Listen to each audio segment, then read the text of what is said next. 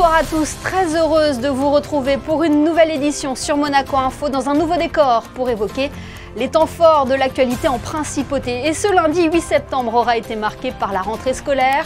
Une semaine après leurs voisins français, plus de 5600 élèves ont repris le chemin de l'école aujourd'hui.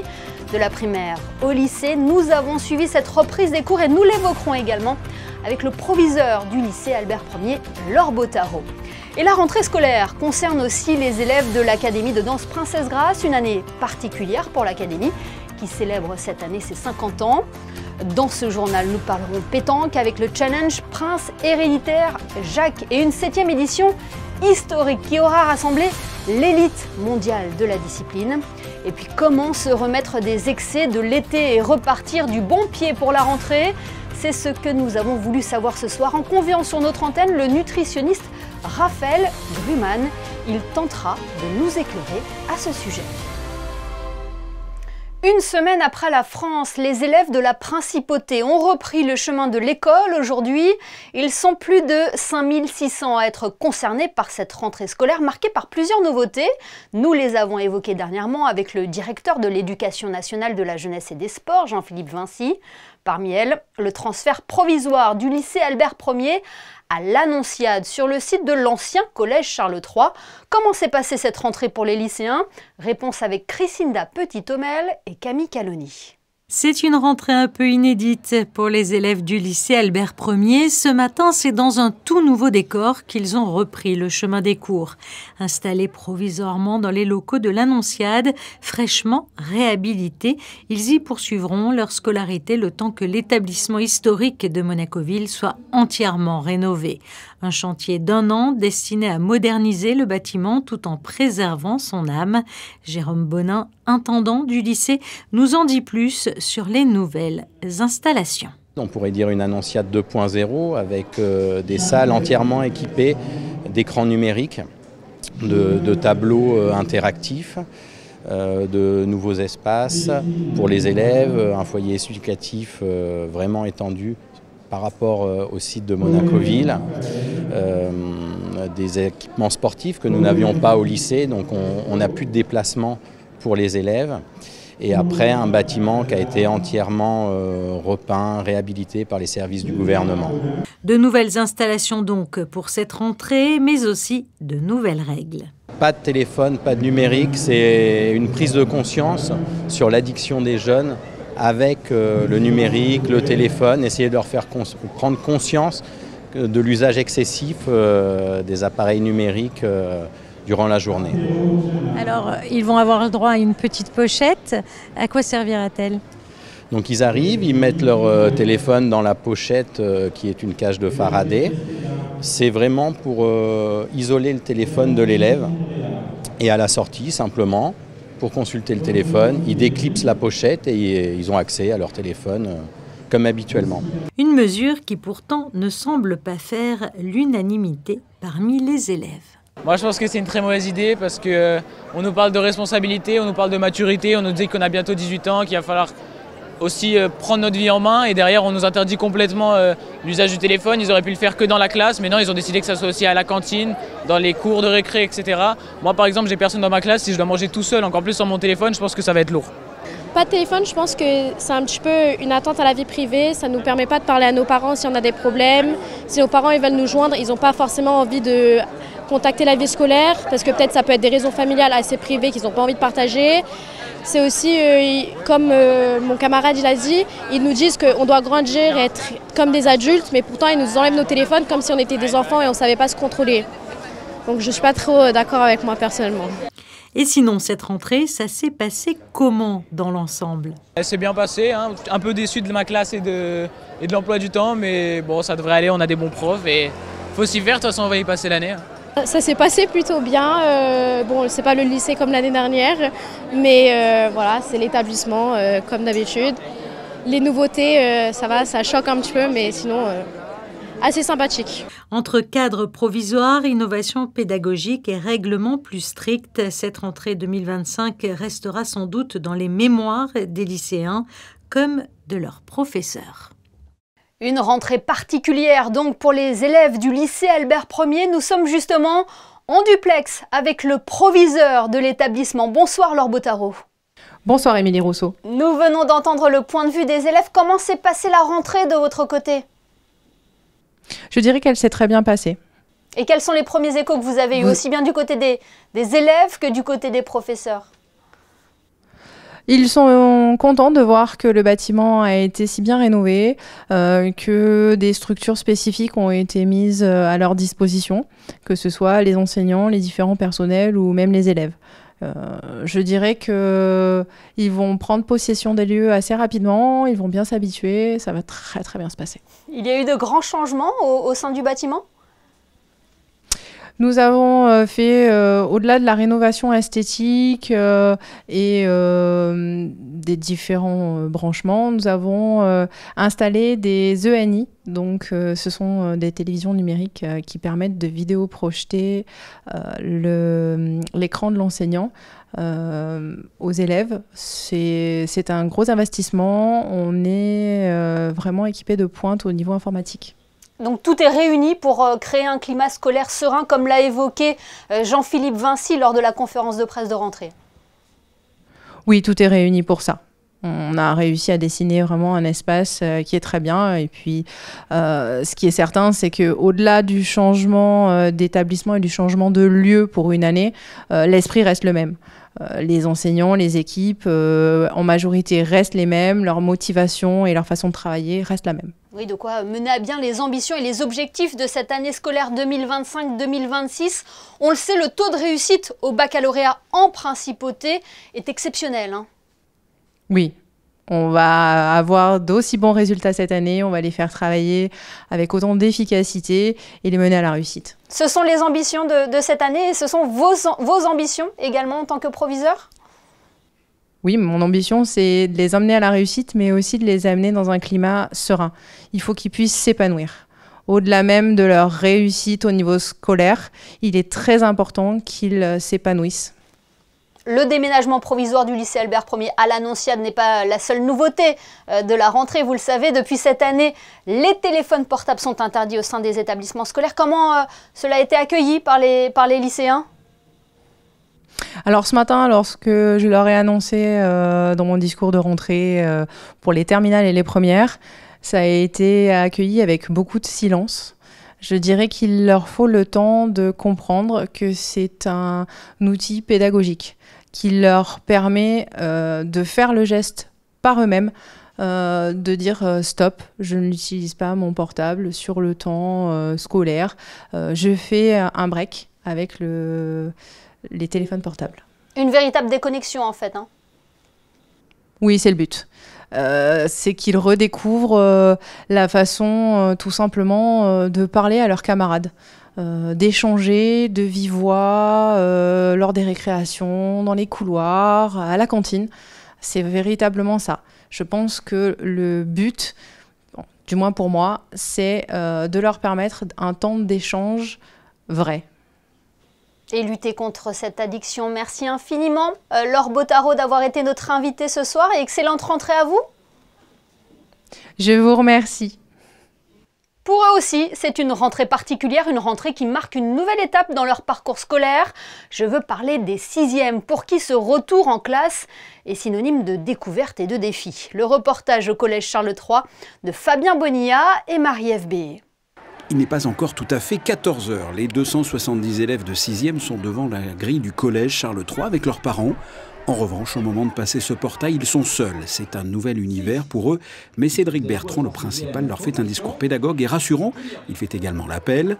Les élèves découvrent leur nouvelle classe. Au moins, c'est cool d'essayer un nouvel établissement et ouais, c'est cool. J'ai retrouvé Gasparé, donc je suis content et voilà. C'est un peu stressant, on vient de changer d'école et tout, mais ça veut dire que c'est le départ d'une nouvelle aventure et tout, et c'est très excitant. Le passage de la primaire au collège, une grande étape, un chamboulement. On a dit au revoir à sa maîtresse pour découvrir désormais plusieurs professeurs. C'est un grand changement, mais qui se fait en douceur. C'est un travail de longue haleine, puisqu'on a commencé ce travail dès le mois de juin. On leur a permis, avec leur classe et leurs professeurs des écoles, de venir visiter le bâtiment. Donc déjà, on démystifie le collège par le biais des visites des salles, des lieux et de l'ambiance. Ensuite, lors de l'appel, comme vous avez pu voir, on a essayé de dédramatiser ce moment en leur parlant simplement, mais en leur donnant confiance, en leur présentant le personnel qui va s'occuper d'eux. Et ça, c'est très important. Ils peuvent mettre un visage sur un nom et c'est quelque chose qui les rassure. Et ensuite, évidemment, on va travailler pendant un certain temps, les premières semaines, sur de la pédagogie, les accompagner dans leurs activités, discuter avec eux. Et puis évidemment, le grand projet qui arrive au mois de janvier, c'est la classe d'intégration, qui est un séjour au ski d'une semaine pour les élèves de 6e. Après avoir découvert leurs nouveaux camarades, direction la photo de classe. Ils rentrent enfin en cours pour faire connaissance avec leur professeur principal. Ce professeur leur donne les consignes nécessaires pour une bonne rentrée. Les emplois du temps sont distribués sur chaque table. Et c'est une nouveauté, une pochette qui renfermera tout au long de la scolarité le fameux téléphone portable. Cet après-midi était un amuse-bouche. Les cours débuteront réellement demain à 8h et il faudra attendre le 22 octobre au soir pour les prochaines vacances. Rentrée studieuse également à l'institution François d'Assise Nicolas Barré. Les élèves ont reçu ce matin la visite du ministre de l'Intérieur, Lionel Beffre, du directeur de l'Éducation nationale de la jeunesse et des sports, Jean-Philippe Vinci, et de l'archevêque de Monaco, Monseigneur David. Ils ont été accueillis par le nouveau directeur de l'établissement, Franck Fantino, qui a succédé à Christine Lanzerini, partie à la retraite. Et Lionel Beffre et Jean-Philippe Vinci étaient également présents à la rentrée de l'école de Fontvieille, aux côtés du ministre d'État Christophe Mirmand. Une rentrée marquée par des projets pédagogiques renouvelés. Le récit de Christine Dapetit-Homel et Camille Caloni. À Fontvieille, les écoliers ont repris le chemin de l'école ce matin. Pour les accueillir sur le pas de la porte, le directeur bien sûr, les instituteurs, mais aussi le ministre d'État, Christophe Mirmand, qui participait lui aussi à sa toute première rentrée en principauté. Entre excitation et regard timide, la rentrée s'est déroulée dans une ambiance joyeuse mais studieuse.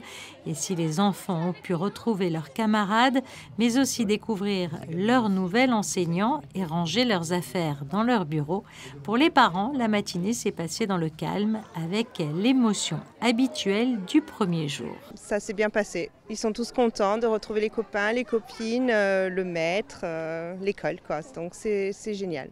Puis alors vous êtes maman de 7 enfants, donc 7 rentrées différentes, non, un encore, pas encore, mais... Encore quelques-uns avec moi, mais oui, ce matin j'en ai qu'un, mais il y en a quelques-uns cet après-midi qui rentrent aussi, donc bon, c'est toujours très émotionnel, chaque étape est difficile, hein, collège, lycée, mais bon, c'est sympa quand même. Alors on est contente que la rentrée soit enfin aujourd'hui. Mais maman n'aime pas porter les sacs de la rentrée. Ah bah non, hein, vous avez beaucoup trop d'affaires pour la rentrée, hein, c'est difficile. J'en ai 2 aussi, c'est pour ça. Mais bon, le grand frère, ça y est, CM2, super. Dernière année et CE2 là, hein. C'est bien, non? Alors, comment ça se passe aujourd'hui? Bien, et j'ai hâte de retourner à l'école. Pourquoi tu as hâte de retourner à l'école? Pour retrouver mes copains. Et toi? Parce que j'adore l'école et j'aime bien mes copains et j'aime bien travailler. Le directeur Alexandre Moreno a annoncé les temps forts de l'année entre projets culturels, éducatifs, sportifs ou numériques.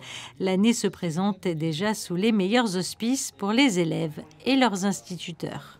Les temps forts de cette nouvelle année, ça va être la présentation déjà à la rentrée du nouveau carnet de correspondance, avec, si vous voulez, un règlement qui apparaît, qui est beaucoup plus visible en quelque sorte. Également la préparation des festivités à l'approche des fêtes nationales, vous le savez. C'est un moment toujours très solennel qui se déroule dans la cour ici présente. Et également toutes les épreuves qu'il peut y avoir dans une année scolaire, les évaluations nationales, nous parlons d'une école primaire, nous parlons de classes de CP, de CM2, de CE1, C2, CM1. Et donc ce sont des temps forts dans une année, des festivités, des préparations à des évaluations et également la participation de l'école à certaines, je dirais, activités comme la NFL par exemple, comme chaque année. Au niveau du bâtiment, au niveau de la sécurité, au niveau du bâtiment, nous avons des nouvelles caméras qui ont été installées et nous avons également un bâtiment qui est rénové puisque le bâtiment date de 1988. Et bien pendant l'été, nous avons beaucoup de travaux qui ont été réalisés justement pour garantir une meilleure isolation. Nous avons présenté les nouvelles réalisations qui ont été faites dans l'établissement, mais également le nouveau carnet de correspondance et également Nous avons parlé du téléphone portable, comme vous le savez, qui est interdit dans les écoles, mais pour éviter que les enfants ne se retrouvent dans des situations délicates, eh bien, nous avons des housses qui permettent justement, pour ceux qui ont des téléphones, ces housses permettent de mettre le téléphone à l'intérieur et l'enfant pourra récupérer son téléphone et en disposer lorsque l'école sera terminée. Alors on est dans une école où les enfants sont encore petits. Est-ce qu'ils sont nombreux déjà à avoir un téléphone? Eh bien, nous avons effectué un petit sondage ce matin et effectivement, nous avons par classe à peu près 6-7 élèves qui ont levé la main et qui disposent d'un téléphone portable. Plus de téléphones donc au sein de l'école, mais une rentrée réussie, placée sous le signe de la curiosité, de la convivialité et de l'organisation. Nous sommes en train de vérifier les inscriptions pour la garderie et la cantine avec les parents quand ils arrivent pour que tout soit prêt pour cette nouvelle rentrée. Alors il y a beaucoup d'enfants qui déjeunent à la cantine? On a beaucoup d'enfants, oui, qui mangent à la cantine. Le nombre exact, je ne pourrais pas vous le dire, mais oui. Et la garderie? La garderie aussi, oui. Demain, ce seront les maternelles qui retrouveront les bancs de l'école. La rentrée scolaire concerne aussi les élèves de l'Académie de danse Princesse Grace. 50 ans après sa création, l'institution continue de former les grands noms de la danse de demain tout en leur apportant un enseignement général. Devika Guéranfard et Camille Caloni sont allés à leur rencontre à la Casamia. C'est l'une des écoles de danse les plus prestigieuses au monde qui faisait sa rentrée ce matin. Ici, à l'Académie Princesse Grace, la rigueur et l'exigence s'unissent à la passion pour le 6e art, une reprise particulière placée sous le signe de l'anniversaire de l'institution. Je suis très fier de pouvoir représenter aujourd'hui cette école dans ses 50 ans et naturellement je prends très au sérieux comme la saison va aller, mais on a vraiment projeté quelque chose de très beau. En plus, c'est les 40 ans de Ballet de Monte Carlo, alors ensemble, il y a vraiment une très belle année à Monaco sur la danse. Cette année, ce sont 53 élèves venus de 20 pays différents qui suivront une formation complète. Au programme danse, composition, préparation physique ou encore histoire de la danse, avec un seul objectif, se préparer à entrer sur les plus grandes scènes internationales. Je suis stressée parce que je rencontre plein de nouveaux profs, plein de nouvelles choses. Mais après, je sais ce que je voulais. Ce que je voulais, c'était travailler. Ce que je voulais, c'était l'autonomie. Ce que je voulais, c'était rester à danser et aimer ce que je fais. Je vais essayer de progresser au maximum, d'écouter, de découvrir des nouvelles choses, de nouvelles techniques de danse et voilà. C'est une petite famille, hein. En fait, c'est une petite école, une petite famille, mais qui est devenue aujourd'hui une très grande école. Alors, il faut qu'ils se sentent bien à l'aise comme à la maison. Mais c'est sûr, on arrive dans un nouveau endroit. On a un peu peur, on a laissé nos parents, on a des rêves vraiment importants et cette excitation donne aussi un petit peu de la peur, mais c'est un petit peu ce qui se passe quand on change quelque chose et le but aujourd'hui c'est d'être près d'eux pour faire en sorte que la peur ne gagne pas sur l'excitation. Pour l'instant je continue sur la lignée, après il y a plein de spectacles etc. donc forcément ça nous donne un petit chemin à suivre. Pour ces jeunes danseurs, cette rentrée marque le début d'une nouvelle aventure, mais les regards sont déjà tournés vers la scène du Grimaldi Forum qui accueillera le 19 décembre prochain un spectacle à l'occasion de l'anniversaire de l'Académie. Voilà pour ce large chapitre consacré à la rentrée scolaire en principauté. Parlons pétanque à présent et l'élite mondiale de la discipline qui s'était donné rendez-vous à Monaco ce week-end pour le challenge Prince héréditaire Jacques. La 7e édition aura été historique comme vous le relate Yannick de Bever dans ce reportage réalisé avec Julien Logier. Il faisait partie des favoris d'un tournoi international de pétanque. À un mois de fêter ses 15 ans, déjà, le statut de Dawson Earlman force le respect. Le phénomène de la pétanque française était aligné en triplette avec son père Marcel et son oncle Joseph, tous deux joueurs de haut niveau. En finale, face à la sélection nationale belge qui faisait jouer là les 2 derniers champions nationaux, la famille a d'abord tremblé. Il a fallu tourner, Dawson a laissé son poste de tireur à son oncle. Un choix payant puisque menée 11-7, la triplette Earlman-Jiménez a retourné le score pour s'imposer 13-11. Dawson Earlman devient à 14 ans et 11 mois le plus jeune vainqueur de l'international de pétanque de Monaco. Toujours à la compétition, très heureux de jouer avec le cousin et surtout avec mon fils. Pendant un petit moment, j'étais absent. Du coup, on s'est retrouvé un peu à la Marseillaise, lui avec son équipe et moi la mienne.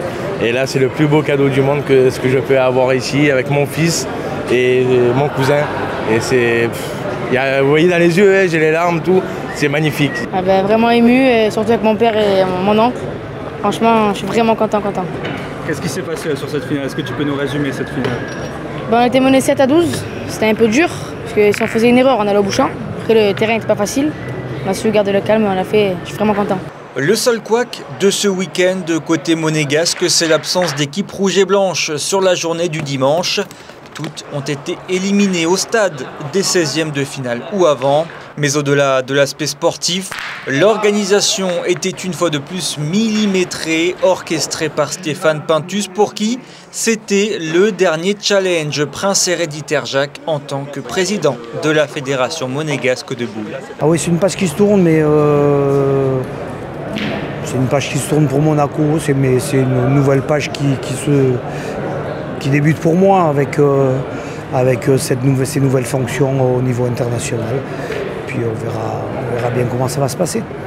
La relève, je pense qu'elle est assurée ici à Monaco, ça roule, tout le monde fait bien son travail pour que les prochaines éditions se déroulent normalement et comme il faut, il n'y a pas de souci là-dessus, je ne me fais pas de souci là-dessus. Avant de laisser la place à son successeur, Stéphane Pintus a un autre tournoi international à diriger le week-end prochain avec cette fois les meilleures triplettes féminines du monde qui s'affronteront à l'occasion du challenge Princesse Gabriela.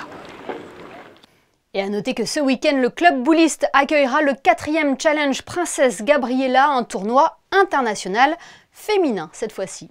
Les vacances touchent donc à leur fin avec la rentrée et pour beaucoup, elles ont rimé avec barbecue entre amis, glace à volonté et quelques excès bien mérités. Des écarts qui sont parfois difficiles à digérer. Ce soir, nous avons voulu savoir quels étaient les réflexes à adopter pour reprendre de bonnes habitudes alimentaires en douceur et qui, de mieux qu'un nutritionniste pour nous répondre. Bonsoir Raphaël Gruman. Bonsoir. L'été est souvent synonyme de tentation et d'excès en termes de nutrition. Comment se remettre de cette période où nous n'avons pas forcément fait attention à ce qu'il y a dans nos assiettes? Déjà, il va falloir essayer de se remettre d'équerre sur des horaires. Parce que souvent, pendant l'été, on a tendance à décaler ses horaires par rapport à une saison régulière. Donc, on va essayer de retrouver un rythme au niveau alimentaire, essayer de ne pas sauter de repas, déjà de prendre un bon petit déjeuner pour bien débuter la journée. Je conseille généralement, moi, à mes patients, plutôt des petits déjeuners qui sont riches en protéines pour avoir une bonne satiété le matin, donc c'est-à-dire consommer des œufs, du jambon, mais prendre des laitages aussi le matin, c'est intéressant. Donc avoir un petit déjeuner vraiment dense, ce qui permet de tenir toute la matinée sans fringales, sans coup de pompe aussi. Donc ça, c'est vraiment le plus important. D'avoir des horaires réguliers aussi sur le repas du midi, parce que en fonction des jours de la semaine, on peut avoir des repas qui peuvent être soit à midi, soit à 14h, et là, on a du mal à gérer ces sensations de faim. Donc aussi, essayer de cadrer ces horaires-là. Moi, je conseille dans l'après-midi d'avoir une petite collation, ce qui permet de temporiser jusqu'au repas du soir et ainsi d'éviter les fringales de fin de journée. On a une baisse de concentration et ça permet d'éviter de grignoter aussi en fin de journée. C'est souvent là où ça pose problème. Et comme ça, déjà, on a remis en place des bons repères nutritionnels. On l'entend, c'est retrouver un rythme et aussi un équilibre alimentaire. Hein. Exactement. Alors là, au niveau de l'assiette, il va falloir essayer de limiter un petit peu les produits sucrés parce que l'été, on a tendance à consommer plus de produits sucrés, se faire un peu plus facilement plaisir avec des glaces, par exemple. Alors, c'est sympa justement pendant l'été puisque c'est exceptionnel, mais il faut savoir aussi reprendre un rythme un peu plus normal une fois revenu à la maison et donc diminuer les apports de sucre. Ça, c'est très important, surtout sur les fins de journée parce qu'on sait que le sucre est aussi un excitant pour le corps, donc ça peut perturber le sommeil. Donc, essayer de calmer les apports de sucre surtout sur la fin de journée. Et comment faire sans tomber dans trop de restrictions? Alors, il faut savoir aussi se faire plaisir parce que l'alimentation, ça reste une source de plaisir. Donc, il faut toujours garder des moments de plaisir dans la semaine. Donc, on parlait d'une glace, par exemple. On peut continuer à consommer des glaces, mais peut-être pas tous les jours comme on l'aurait fait l'été. Peut-être une fois, 2 fois par semaine. Se faire plaisir avec un produit sucré et surtout avoir des moments de convivialité parce que l'alimentation, c'est aussi ça, c'est avoir partagé des repas sympathiques avec des amis, avec sa famille. Donc, s'autoriser un bon repas accompagné, c'est toujours plus agréable. Et il faut aussi remettre son corps en mouvement alors qu'on a peut-être été un petit peu plus sédentaire pendant l'été? Oui, retrouver une routine d'activité physique. Je ne parle pas forcément de sport, mais d'activité physique, c'est-à-dire marcher un petit peu plus, avoir des exercices aussi qu'on peut faire à la maison très facilement de renforcement musculaire. Ça, vraiment, pas besoin de matériel, pas besoin de beaucoup de temps pour le faire. Franchement, on peut le faire, allez, 10-15 minutes, un jour sur deux. Ça prend vraiment pas beaucoup de temps. Des petits exercices de gainage, par exemple, savoir faire la planche, vous savez, sur les avant-bras, ou faire des squats, c'est-à-dire travailler justement les membres inférieurs. Donc, se relever plusieurs fois en s'accroupissant, mais ça permet de densifier la masse musculaire, ça permet bien sûr de s'activer, de perdre un petit peu de poids et de renforcer le muscle. Et on sait que le muscle, c'est ce qui consomme des calories, c'est ce qui brûle le plus. Donc, c'est bien de marcher, bien sûr, pour avoir une activité cardio, mais il ne faut aussi pas oublier de tonifier sa masse musculaire. L'activité physique et l'équilibre alimentaire vont de pair. Bien sûr, et équilibrer son alimentation en fonction de son activité physique. C'est pour ça que je disais de ne pas sauter de repas, c'est important pour que le corps soit nourri tout au long de la journée et ait les bons nutriments nécessaires pour justement entretenir le muscle. Oui, on parle nutrition, Raphaël Gruman, mais il est important de rappeler qu'il faut se faire accompagner si on entame une détox post-vacances. Hein. Bien sûr, nous, en tant que nutritionnistes, on n'est pas là que pour faire perdre du poids à des patients, on est là aussi pour les accompagner dans un équilibre alimentaire. Le but, c'est de trouver les bons repères nutritionnels en cette rentrée, justement, de retrouver des bons repères pour équilibrer son alimentation, des bonnes pratiques à mettre en place au quotidien. Et donc ça, bien sûr, ça passe par un accompagnement nutritionnel. Eh bien, merci beaucoup, Raphaël Gruman, d'avoir été notre invité ce soir. Plaisir. On le rappelle, vous êtes nutritionniste et auteur de plusieurs ouvrages aux éditions Le Duc. Merci à vous. Merci à vous.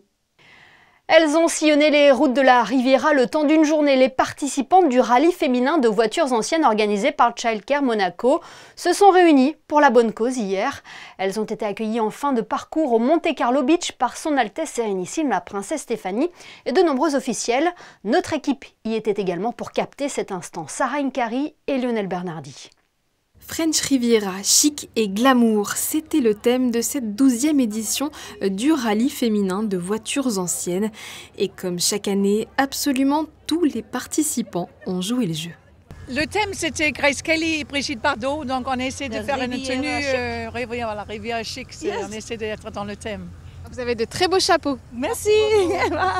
Vêtues de leur plus belle tenue, à bord de ces 30 voitures de collection, les équipes ont parcouru près de 100 km. Le départ était donné le matin même sur la place du Casino. Premier stop à Roquefort-les-Pins, puis à Grasse. Retour par le bord de mer avec une dernière halte à Beaulieu avant de rallier le Monte Carlo Beach pour la remise des prix. Une dizaine ont été attribués, dont le plus prestigieux décerné par la princesse Stéphanie. On s'y attendait pas. Sincèrement, c'est une surprise. Au-delà des sourires et de la convivialité, cet événement porte un message fort, soutenir l'association Childcare Monaco dans ses actions humanitaires menées en Inde auprès de la jeunesse. Cette année, les fonds récoltés vont nous servir à acheter du matériel, des vêtements, du matériel pour la cuisine, donc de l'électroménager, plein de choses, regarnir, on va dire, même en meubles, notre orphelinat à Jaipur. Voilà, parce qu'on a accueilli de nouveaux enfants et donc, bien évidemment, on manque de matériel. Le prochain voyage est prévu en octobre et le prochain rallye le 13 septembre. Certaines sont déjà réinscrites pour 2026. Un bien beau succès pour la bonne cause. On referme ce journal comme nous l'avons débuté avec la rentrée scolaire. Le Palais Princier a dévoilé d'ailleurs aujourd'hui des photos du retour à l'école du prince héréditaire Jacques et de la princesse Gabriella, photo que vous découvrez actuellement à l'écran. Âgés de 10 ans, les enfants du prince Albert II et de la princesse Charlène ont fait leur rentrée en CM2. Ainsi s'achève ce journal. Merci de votre fidélité. Dans quelques instants, les prévisions météo de Christinda Petit-Homel. Quant à nous, on se retrouve demain à 19 h pour un nouveau JT sur Monaco Info.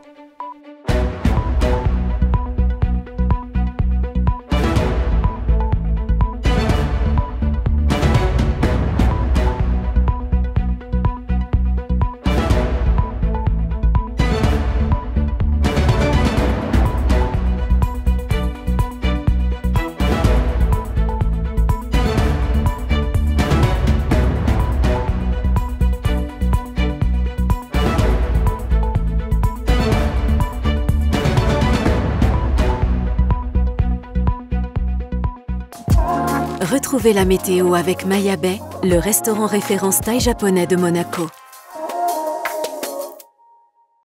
Bonsoir à tous. Demain à Monaco, la journée sera plutôt ensoleillée avec quelques passages nuageux, avec un mercure qui grimpera jusqu'à 24 degrés. Attention toutefois, un risque d'orage est signalé. Pensez donc à sortir vos parapluies au cas où. Et puis côté histoire, demain nous fêterons les Alains. Alors, le prénom Alain était très populaire au Moyen-Âge, notamment en Bretagne et en Normandie. Une anecdote amusante raconte que plusieurs seigneurs bretons nommés Alain signaient parfois leurs actes officiels avec le surnom Alain le Brave ou Alain le Hardi, même s'ils n'avaient jamais combattu sur un champ de bataille. C'était la météo avec Maya Bay, le restaurant référence thaï japonais de Monaco.